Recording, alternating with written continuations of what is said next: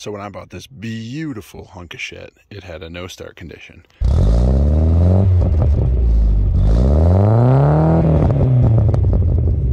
When the guy sold it to me, he pulled up and it was running and he never turned it off. And so one thing you can learn from my stupidity is if some guy's trying to buy a car from someone and they pull up and leave it running, shut that bitch off, chat with them for 20 minutes, try to start it back up.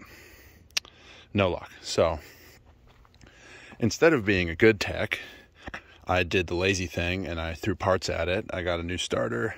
That didn't fix it. I got a new battery. That didn't fix it. So then I had to sack up and do some real diagnosis. So first thing I did was I printed off a wiring diagram. I'll put a link to the actual diagram so you don't have to screenshot this if you're having the same issue, but this is the diagram. This is the ignition switch here. This is the, wire that goes to the starter. I have a manual transmission, so I crossed off this automatic transmission shit. I traced that wire, and somewhere in here, it's got the starter relay. It's got the clutch interlock switch, which is also called the neutral safety switch. So something in here was not letting the power go from here to here. And, and I know that because I pulled the whole dash apart and I found the black and white wire coming from the ignition. And the only tool I bought, because I just moved here, I don't have all my stuff, was just this little 12-volt test light, $7, $7.50, something like that. That's all you need, and a spool of wire.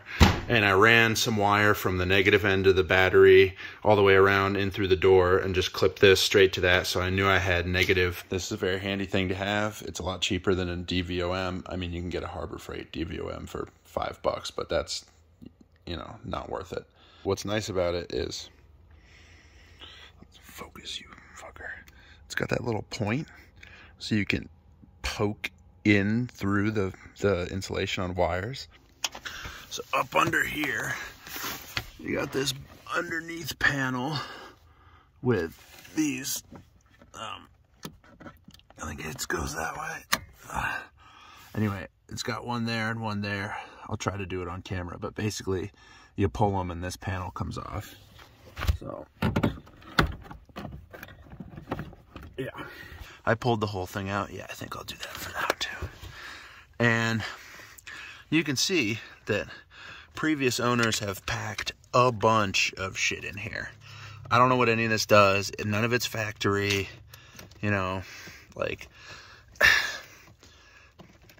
this can sometimes be what you're getting into when you're doing a used car. But instead of messing with any of that, so if you look, there's the black and white wire, and it went into this green wire, which then was spliced into this purple wire and back into the black and white wire over here by the fuse box. When I was doing testing, I took off these panels and I tested right at the ignition switch, but it's a lot easier, if you can find it, to just test this wire. And before I tested it, I cut it because obviously it was grounding itself. And if the wire is grounding itself, it will read as 0 voltage.